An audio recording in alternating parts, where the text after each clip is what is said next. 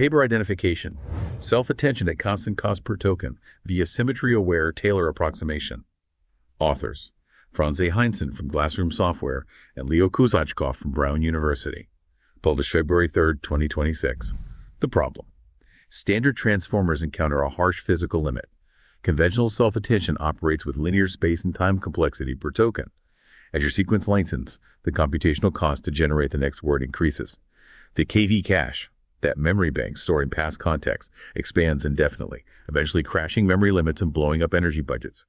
The solution: the authors propose a method to compute self-attention with a constant cost per token, that's O1, while maintaining arbitrary precision. The mechanism: they approximate the exponential kernel using a Taylor expansion. The novelty lies in how they handle higher orders. Unlike previous attempts that stopped at the second order, they go higher by decomposing the expansion into expressions over symmetric chains of tensor products. They exploit this symmetry to identify a minimal polynomial kernel feature basis, allowing them to tightly pack unique monomials and strictly eliminate redundant calculations. Key stat: with just 4 Taylor terms, they recover tensor with error margins comparable to standard float 16 resolution, with orders of magnitude reductions in memory and compute for long contexts. Welcome back to AI Paper Podcasts. Today, we are looking at a stack of research that tackles what might be, it's got to be the single biggest headache in modern AI infrastructure. It is certainly the most expensive one. We aren't talking about hallucinations or reasoning chains or even alignment today. We are talking about memory. Specifically, the dream of infinite context versus the very harsh reality of the KV cache. Right. It's the bottleneck that keeps infrastructure engineers up at night. Everyone wants a model that can read an entire library of books, or a code base that spans millions of lines, or just remember a conversation that's been running for 6 months. But the physics of the transformer architecture, the actual math under the hood, makes that incredibly difficult. So let's set the stage for everyone, just so we are all on the same page about how big this issue is. In a standard transformer, when the model generates a new token, what is actually happening, physically in the GPU memory? It has to look back. Yeah. That is the fundamental mechanism of attention. For every new word you generate, the model has to calculate attention scores against every single previous token in the sequence. To do that efficiently, it stores a vector for each of those tokens in what we call the key value cache, or KV cache. So if I'm 10 words in, it's trivial. Trivial. It barely registers.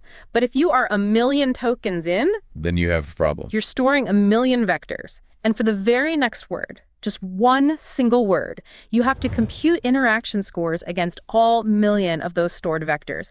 That is linear growth, or OLN. Your memory consumption and your compute time, they grow with every single word you add to the pile. It's essentially like having a conversation where, before you are allowed to reply, you're forced to reread the entire transcript of everything we've said so far. Exactly. And that is why data centers are melting down. We literally cannot build power plants fast enough to support that kind of scaling if we want to deploy these models to billions of users. We need a mathematical reorganization of how we process sequence data. Which brings us to the paper we are breaking down today: Self-attention at constant cost per token. Now, I've seen linear attention papers before. I feel like one drops every week on R6. And usually they suggest throwing out the transformer entirely and using an RNN, a state space model, some exotic hybrid. Is that what's happening here? No, and that's why this paper is so significant. This isn't a Mamba or an RWKV architecture, as interesting as those are. This is still self-attention. They are approximating the standard mechanism, but redesigning the underlying algebra so that you get unbounded token generation at a fixed, modest cost. They aren't replacing the engine, they're redesigning the fuel injection to be infinitely efficient. Okay, let's get into the mechanics, because the math here is clever. The paper relies heavily on a Taylor series expansion. For those of us who haven't touched calculus since college, give us the refresher. Sure. So the core of the attention mechanism relies on the softmax function, which uses the exponential function e to the x. A Taylor series is just a way to approximate a complex function like an exponential by, adding up a series of simpler polynomial terms. So you start with 1, you add x, then you add x squared divided by 2, and so on. This seems like a logical place to start. Why hasn't this solved the problem before? Surely people have tried applying Taylor series to the attention kernel. They have. It's actually a well-trodden path. But historically, researchers usually stop at the second order, the squared term. Why stop there? If accuracy comes from more terms, why not keep going? Because of the curse of dimensionality. This is where the tensor algebra gets messy. As soon as you go to the third term cubed or the fourth term, the number of polynomial interactions just explodes. If you try to calculate all those interactions naively, the computational cost becomes, well, it becomes astronomical. You lose any efficiency you were trying to gain. So previous researchers looked at the math for the third or fourth order, realized it was too heavy, and just said, let's stick to second order. But stopping there results in a low-quality approximation, right? Precisely. It's often too noisy to be useful for high-performance LLMs. But Heinzen and Kozachkov, the authors here, realized something profound about the symmetry of these operations. They looked at the math and realized that when you expand these terms, there is a massive amount of redundancy. The paper talks about a minimal basis. I think we need a visual for this. How should we picture this redundancy? Okay, imagine you have a bag of letters, say A, B, and C, and you want to look at every combination of 3 letters. All right, so I have ABC, CBA, BAC. Right. In standard tensor algebra, those are often treated as distinct calculations in the matrix multiplication. But in the context of this polynomial expansion, the order doesn't actually matter. ABC results in the same final value as CBA. So instead of calculating that same combination 6 different times, they just identify it as one unique item. Exactly. They identify the unique monomials, that's the minimal basis. They realize, oh, this ABC combination appears 6 times in the full expansion. Great. We'll calculate it once and just multiply it by a weight of 6. They call this type packing. It's a great term. They pack only the unique values into a vector and strictly eliminate all that mathematical redundancy. By acknowledging the symmetry, they can suddenly afford to go to the third, fourth, or even higher orders of the Taylor expansion without the compute costs exploding. Wow. They turned an exponential explosion problem into a manageable sorting problem. Yeah. That's actually really elegant. It is. It's one of those insights that seems obvious in hindsight, but requires a very deep understanding of tensor products to actually formalize. So let's talk about how this actually runs inside the model. They define a feature map called phi. How does that work practically? Right, so FIPLIC, this functions as a map that takes your input vectors, your queries and keys, and translates them into coordinates in that tightly packed basis we just talked about. One detail that caught my eye in the implementation section is that this map is described as embarrassingly parallel. That's a technical term meaning really easy to split up across processors. Because the structure of the polynomial expansion doesn't change math, the indices are constant. You don't have to figure out where to put data on the fly. You can pre-compute the map indices. And how does the actual processing loop differ from a standard linear transformer? Standard approaches usually try to jam everything into one big kernel scan. This method, it runs p-independent scans. So if you're using 4 Taylor terms, you run 4 separate scans. It sounds like it would be slower, running 4 scans instead of 1. Not necessarily, because they are independent. You can run them side by side on the GPU and just aggregate the results at the end. It scales horizontally. I want to clarify the hidden state. In a normal transformer, the state is that KV cache we hate, which gets bigger with every word I type. What is the state here? This is the magic of the O1 promise. The hidden state here is a fixed size buffer. Its size depends on your model dimensions, specifically the value dimension, dv, and the key dimension, dk, and the number of Taylor terms, p. But crucially, look at what is missing from that list. The sequence length. Exactly. The sequence length is not in the formula. So whether I've processed 10 tokens or 10 billion tokens. The memory footprint is exactly the same. It never grows. That's the holy grail for autonomous agents. You could theoretically have a model running indefinitely without crashing the server. Theoretically, yes. As long as you keep the power on, the memory requirement is flat.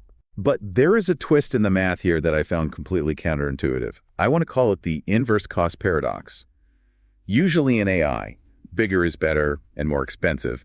If I add more attention heads or make the heads larger, my costs go up. Right. That's the standard intuition. You pay for capacity. But this paper argues that space and time complexity are inversely proportional to head size.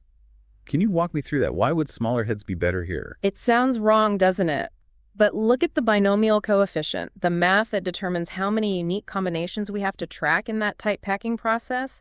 That number grows aggressively if the head dimension decay gets large. So if I have a massive attention head with, say, 128 dimensions, the number of combinations I have to calculate just explodes. Yes, the symmetry savings aren't enough to save you if the head itself is huge. But If you make the head size small, say 8 or 16 dimensions, that binomial coefficient stays tiny. So the paper is telling us don't use a few massive heads, use a swarm of tiny heads.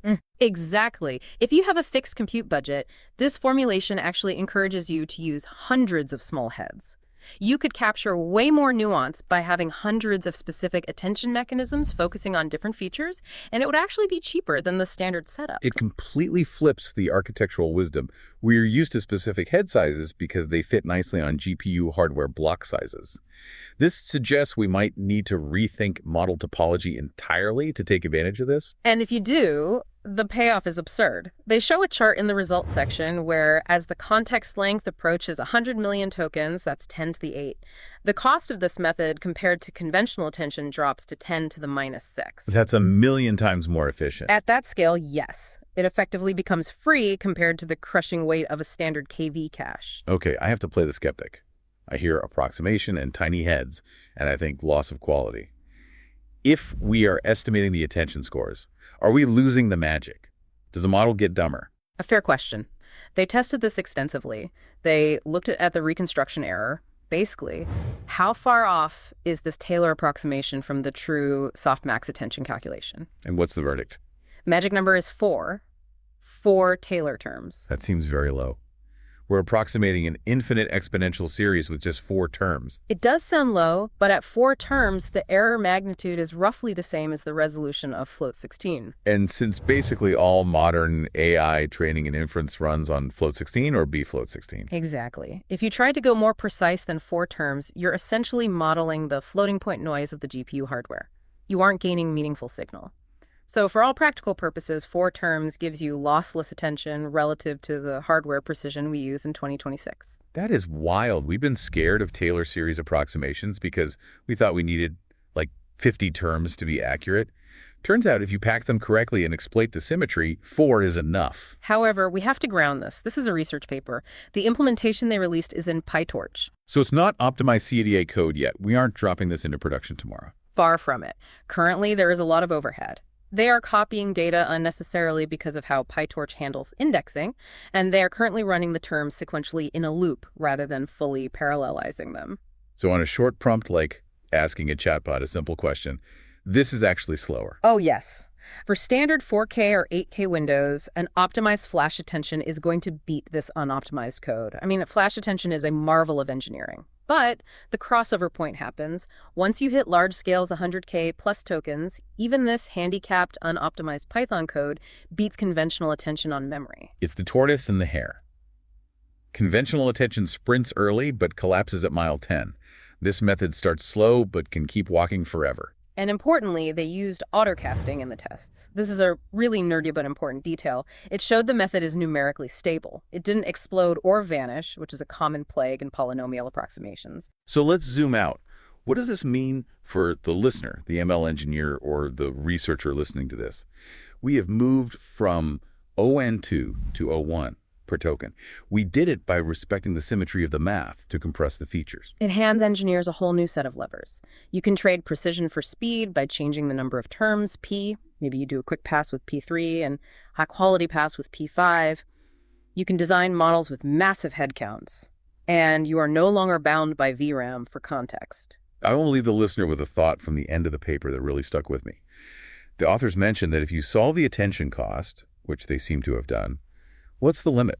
What stops us now? It becomes the positional encoding. Most current encodings, like rotary positional embeddings, they have a limit or they degrade if you go past their training window. But if we solve that, we had a truly relative, infinite positional encoding, and we pair it with this constant cost attention. Then you are looking at the mathematical foundation for agents that never have to stop generating. Right. They never have to reset the context window. They never have to forget. You could have an AI running a server log analysis for 5 years continuously, maintaining a perfect, accessible state of everything that happened on day 1 without the memory cost growing by a single byte. A memory that is perfect, yet weighs nothing. That is a future worth building. It's a fascinating time to be in the field. Thanks for listening to this breakdown of self-attention at constant cost. As always, check the description for the link to the paper and the code repository. Go build something infinite. We'll see you on the next one.